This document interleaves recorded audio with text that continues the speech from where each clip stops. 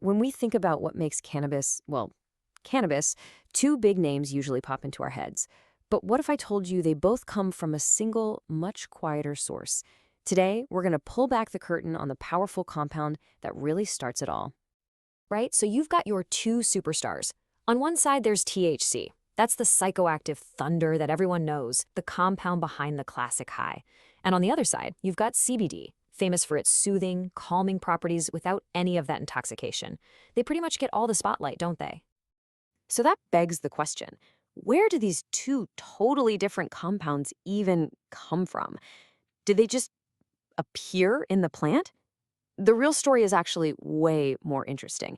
It turns out it all leads back to this one foundational molecule that basically runs the whole family. To find that answer, we need to look past the famous kids for a second and meet the parent. So let's do it.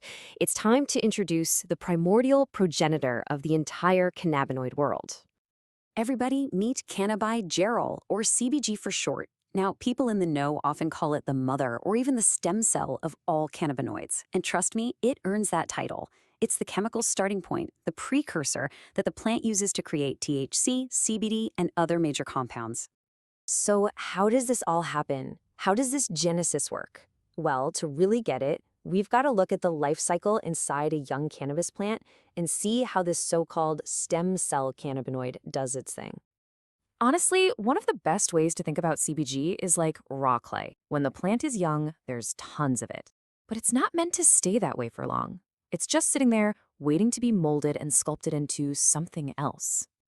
And that whole process is kind of like a sacrifice. So here's how it breaks down. First, you've just got CBG hanging out in the young plant.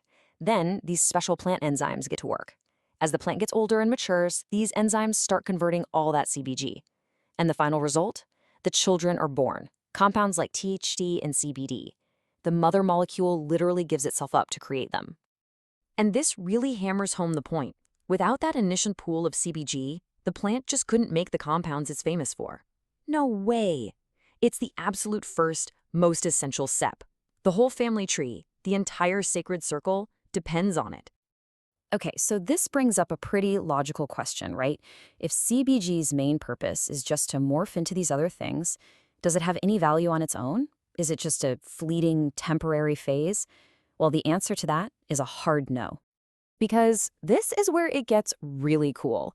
When CBG doesn't get converted and actually sticks around in its original form, it has its own totally unique set of properties. Blessings, you could call them. And it's something researchers are just now really starting to dig into. You see, for the longest time, most cannabis strains were bred to have as much THC or CBD as possible, which means by the time of harvest, there was barely any CBG left.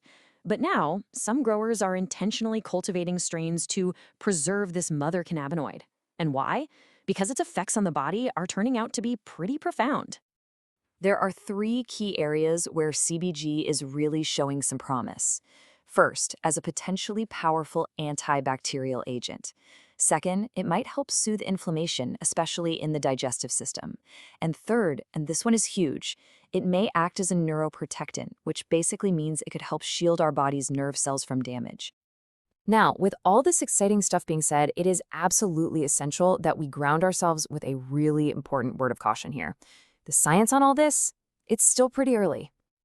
So it's crucial to remember that this is all for our understanding, not for self-diagnosing or self-treating. Look, if you're dealing with a health issue, the first and most important person to talk to is always your doctor or a medical professional. That's step one, always.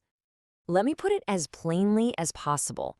What we've talked about are early findings and reported benefits. They are not, I repeat, not proven medical cures or guarantees. It's an incredibly exciting area of research, for sure, but we have to be smart and separate what's promising from what's proven medical fact. Learning about CBG really changes how you look at the plant's chemistry, doesn't it? It leaves us with this one last really fascinating thought to chew on.